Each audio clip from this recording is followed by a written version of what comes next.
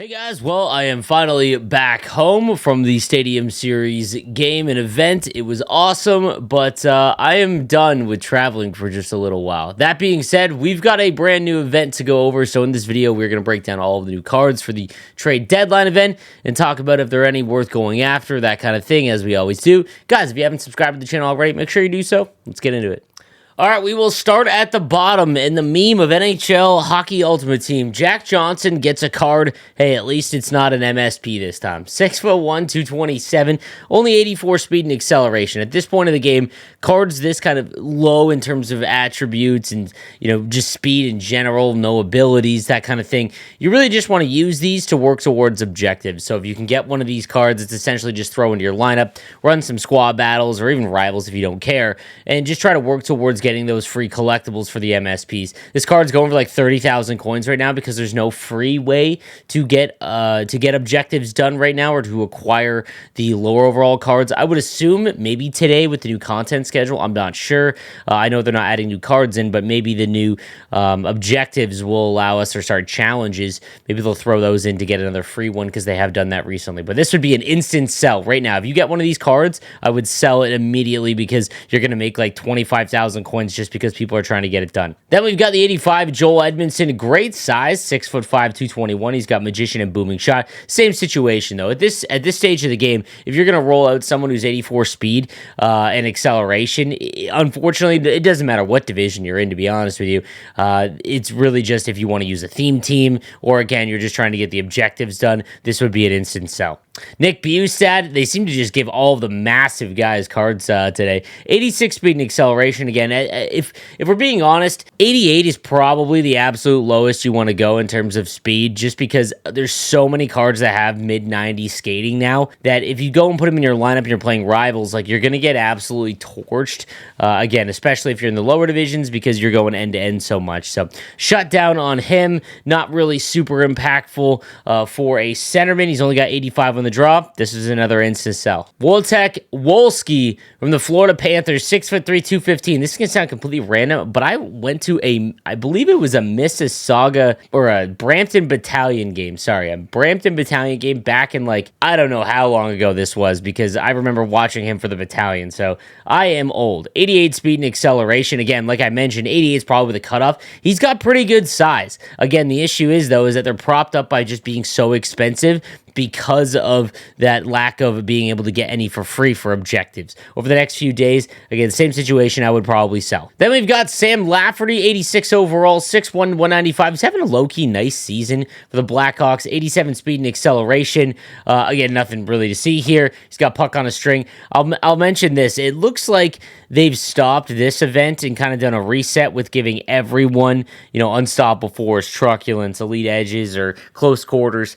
They all have some of them, but none of them have like all of them, and I'm wondering if that's just because they did so many events of every card essentially having that, so you're going to see a lot of obscure abilities, and while those are, it's nice to have some variety, they just don't really have much of an impact on the game. Yaroslav Halak from the Washington I do not remember him on the Washington Capitals. With Butterfly Effect, he's 5'11" as a goalie. This is a perfect backup goalie to throw in while you're trying to get objectives done. Shane Gostisbehere, 5'11", 180 with Protector and Applesauce. Just kind of mediocre synergies. Wheels is not something you want on someone with 86 speed and acceleration. Again, another instant sell for me.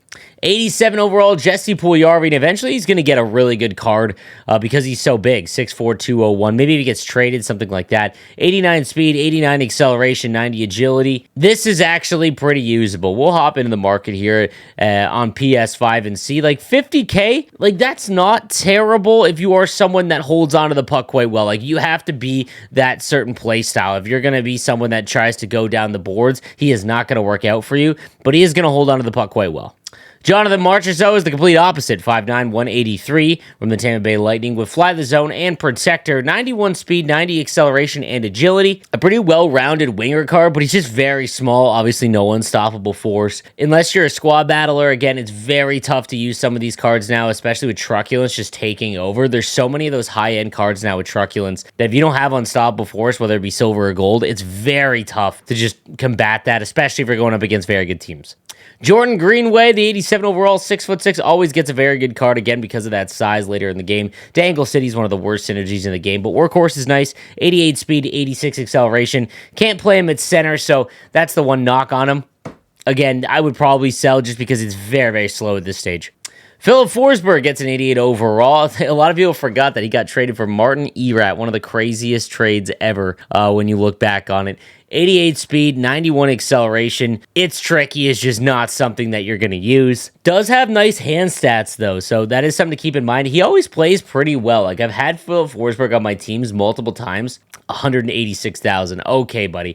60K, probably a little bit higher. If he comes down a little bit, then, you know, it might not be a bad one. He's got spark as well. So, Ivan Barbashev, the 88 overall, 6'1", 195. I feel like they need to do a ratings adjustment because his body checking 87 is still far too low. 90 speed, 88 acceleration, 91 agility with Magician on. Third Eye is just kind of pointless. It's one of those superstar abilities that you're really not going to ever use. I really wish, or I hope that they go through this summer and really do a reevaluation of some of these abilities. Overall, again, very decent. Like, he's, you know, almost a 90 overall. That being said, I'd much rather have Filip Forsberg. Steve Sullivan of the Arizona Coyotes, 5'8", 161, right-handed winger with well-rounded and protector. Does have silver unstoppable force, but there's probably far more cards that you could probably get away with. However, he does have pretty good shooting and hand stats, like really good. There is one up for like 70,000 coins, but again, if you're gonna go someone that small, I'd rather go find like a Nuts Cole Caulfield card or something. Then we've got the 89 Vladislav Gavrikov, 6'3", 221. He's going for like 80,000 coins. I actually low-key think this is a pretty decent card, again, for any of those players in the higher divisions. Silver Stick 'em Up is nice because it's only 2 ability points. It isn't as effective as it was in prior years, just because checking, when you knock the puck off of your opponent's stick, it doesn't always, actually knock off. They get it right back. So Stick 'em Up, while good, there is definitely some issues with it. But 88 speed, 88 acceleration, like I said, that's kind of the cutoff. He's 6'3", however, with 94 body checking with booming shot activated. So, like, again, if you're looking for that non-MSP defenseman that can, really do some damage, 80K for him isn't absolutely awful. There's probably better options for you, but if you're trying to get the trade deadline objectives done and you're looking for an actual usable defenseman, this would be it. Tyler Bertuzzi's up next, the 89 overall, 6'1", with well-rounded and gladiator. Also has total eclipse, 89 speed, 89 acceleration. Total eclipse, I haven't noticed that one, but it is so cheap. I noticed Seeing Eye more from the point. If you are going to go for tip shots, I think it's actually more important to have Seeing Eye on your defenseman than it is to have total eclipse on. However, I have noticed that their goaltender actually gets frozen solid, and you can just throw the puck in from the point if you have a screen set up. Martin St. Louis, the 90 overall, with Heart and Soul as well as Gladiator. Always one of the more fun players to have in Hockey Ultimate Team. Again, unless he has, a big boost to his skating, which he should.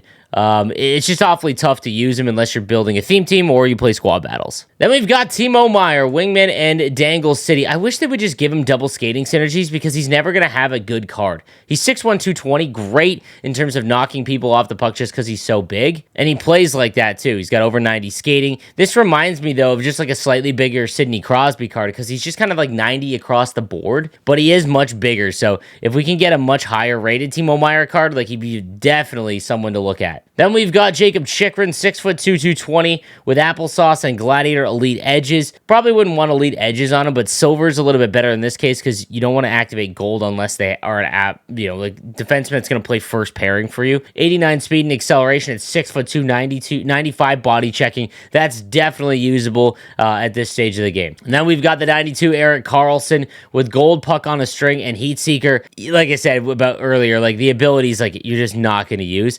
Erik Karlsson cards are always good, though, because they are usually so fast. 93 acceleration, 93 speed, and this one's got 91 body checking, 94 defensive awareness, and 95 stick checking. Like, this isn't a bad card at all, especially because you're not going to activate abilities. I think that's something I touched on earlier. You can't always be like, okay, this card's good because of these abilities, because at some point you're going to replace them, take the abilities off, and the card drops a ton in value.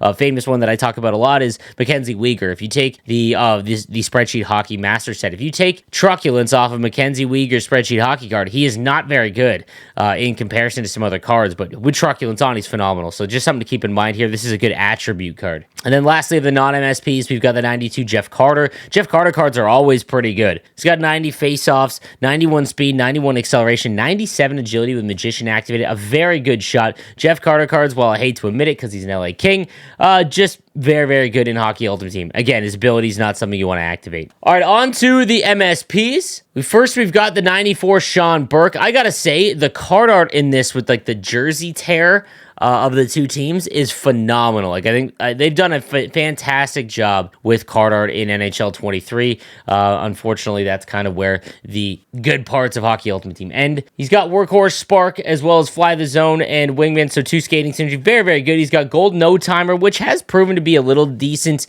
now when you get 99 shot totals up there. But again, I don't think it's really worth it just because, one-timers don't go in NHL 23. Butterfly Effect has been good. I think the best one, honestly, is Light Work. That's what I've used on Hellebuck and my No Money Spent team, and he's been great. He's got 95 speed and 38 aggression. I talked to my community, my Discord, though. Just hasn't been a lot of usefulness. A lot of people haven't been making him or seeing him, and the ones that have just don't seem to be impressed. Again, guys, goalies are broken in 23. Brian Campbell is up next, the 5'10", 192 left-handed defenseman, sorry. He's got Wingman and Spark, as well as Gladiator, which is nice because it gets his body checking up. Again, this is tough because of the abilities. He's got Gold Stick 'em Up, which is great, obviously. I think that because he's so fast, like, that's usable for sure. Same with the lead edges. He's basically the left-handed version of Cale Makar. The issue is, again, it's going to be hard to knock these guys off the puck. If you go up against anyone with unstoppable force and you don't have truculence at this point of the game, it's just a very frustrating experience, and until they fix that, it's going to be tough. He does have Seeing Eye. This is a very offensive card, obviously, and I think that Stick 'em Up is half decent.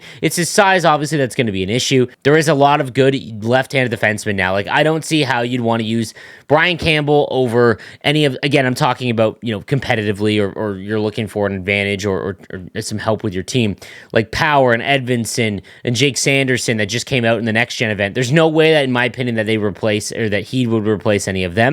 However, you don't have any of them and you're looking for a left-handed defenseman, I think he's going to be usable because Cale Makar is. So then we've got Claude Giroux, and again, a very nice build in terms of attributes and abilities. Gold quick draw. If you do not have a gold quick draw centerman, I'd recommend getting one. It's an automatic draw win, essentially, if you are good on the faceoffs, and if you're not, you can go watch my faceoff video. He's got 99 faceoffs, so again, that's a perfect combination. He's got elite edges, which is nice, but backhand beauty and tape to tape, you're just not going to activate. 95 speed, 95 acceleration. He can get up to 96 acceleration because of Spark, which I would recommend over that.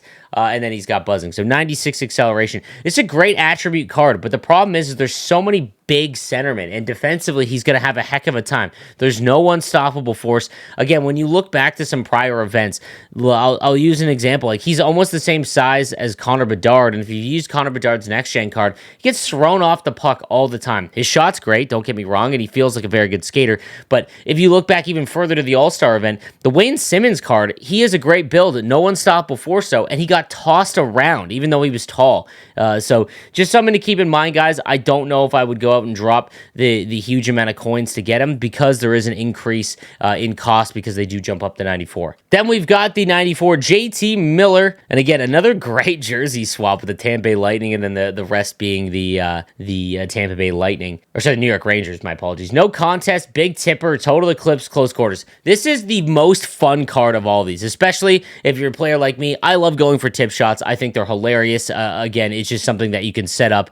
Total eclipse and big tipper, I don't recommend. Like, you don't need them. You can tip in shots. I do it all the time without them. But it is a kind of a fun card to have. He's got 95 on the faceoffs, and no contest has proven effective when trying to pick up those loose pucks. If you think back to Team of the Year Matthews, for example, he's been pretty good at it. Close quarters is always very good. This is probably, just in terms of attributes and whatnot, the best one, at least among forwards, and he does give you versatility because you can play him at center and on the wing. And then lastly, we've got the 94 Jeff Petry, 6'3" right-handed defenseman. Here's the issue: he got all offensive abilities, so he is 6'3", which is great. But again, those combinations from the prior events, if you think back again, like the All-Star Shea Weber is going to be more impactful in his own zone than this Jeff Petry card, even though this card is actually a little bit faster. He can get up to 94 acceleration. He's got 93 speed with buzzing. Bombarded is a brutal one. I would go with Magician. But gold 1T, other than like the 99, I believe Weber has that. That's the only one I've seen go in, and they still don't go in regularly. So like one-timer DDD, one-timers just aren't going in cleanly all that often. Elite Edges is nice on someone this big. Seeing Eye, again, I think has some usefulness as well. But no truculence and no shutdown, that kind of thing, kind of hurts his value when you consider how much you're putting into these cards. Again, guys, I don't want to say they're bad and that they need this. I'm just trying to, get across to you, if you're going to spend this much, you want to get, as much bang for your buck. So that being said, the week ones, they have not been as good as week 2. So we'll wait and see what week 2 has. In my personal opinion, on the God Squad, I'm not making any of these. I'm going to wait for week 2. Okay, so we'll go take a look at the sets because, again, there is a slight change. So it does cost 4 of these to actually make one of the 85 overall cards because they are no longer 84s. They go up another 2 collectibles to make a specific one. Which again it adds to the cost. Right now, if you can get each of these players, guys, it is going to cost 69. Nice. 69 collectibles to choose the one you want. At 5,000 coins per collectible, you're looking at 345,000 coins for these cards. That's why I mentioned you're going to want to wait for week 2, just because that is very, very expensive. And now the cards are very good because, they're 94 overalls. They're going to be good. It's just that's an awful lot. And especially because there isn't any free trade deadline cards just yet, to knock down those objectives, or you can throw cards in your lineup. It just makes it awfully difficult so far to start. So again, objectives do remain the same for trade deadline. You need to play 600 games to get essentially enough to make a free MSP. And I've talked about this a lot. I think that, again, the fact that you can make a free MSP, in quotations, a free MSP has been a great addition to NHL 23, but the cost is just, the games is just so many. You got to play squad battles at 2-minute periods and just let it sit. Okay, now I do want to mention on this screen, these trade deadline ones from the current players. If they do get traded, they go up +2 overall if they are traded prior to the trade deadline. So the ones that are kind of, the ones that have some value that I'm almost positive will get traded. Again, as a Sharks fan, Timo Meier is more than likely going to get traded, as is Chychrun. Chychrun was almost an LA King, it appears, just last week. So I would expect Chychrun to go. The Blues have been trading everyone. O'Reilly to the Leafs, which is awesome for the Leafs in my opinion. So he's probably gone. So just keep that in mind, guys. Karlsson, you can take your shot, but I highly doubt it. If Mike Grier can actually get Erik Karlsson off the Sharks, he deserves GM of the year. So we'll see. Timo Meier all but gone, though. All right, guys, so that is going to do it for the trade deadline event. Let me know what you think about week 1, and I'll see you guys next time. Have a good one.